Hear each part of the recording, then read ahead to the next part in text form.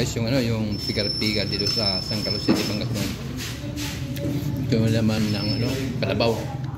Sarap, ang lambot. Tapos may repolyo. Kaya tinawag na pigar-pigar ito dahil baliktad ng baliktad. Tapos ito naman yung kalaskas. Laman loob ng kalabaw at saka yung dated. At saka ito yung kinigtot. Sarap to, kinigtot.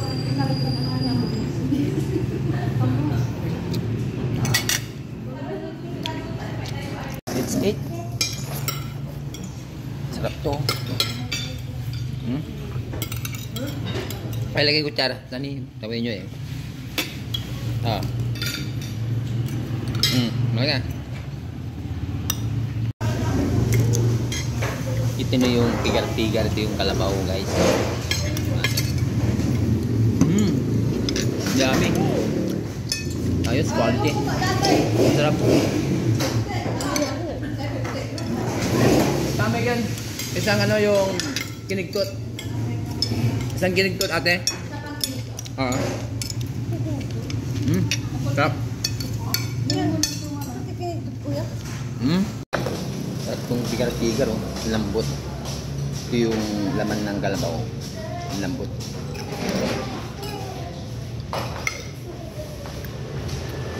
Saka yung kagas-kagas. Laman loob ng kalabaw, saka yung dated. May sabaw naman siya.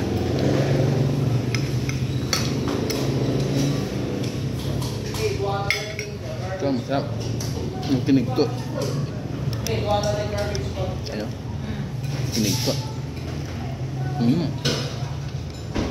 Yummy.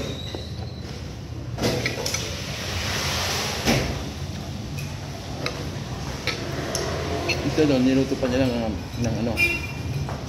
15 minutes.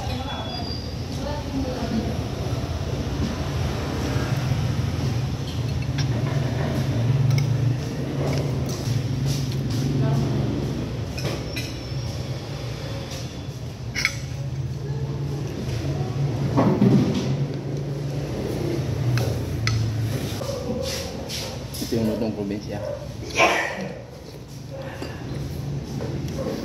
Pigar-pigar, kalaskas at saka yung kinigtot. Pangalan pa lang talagang yummy na.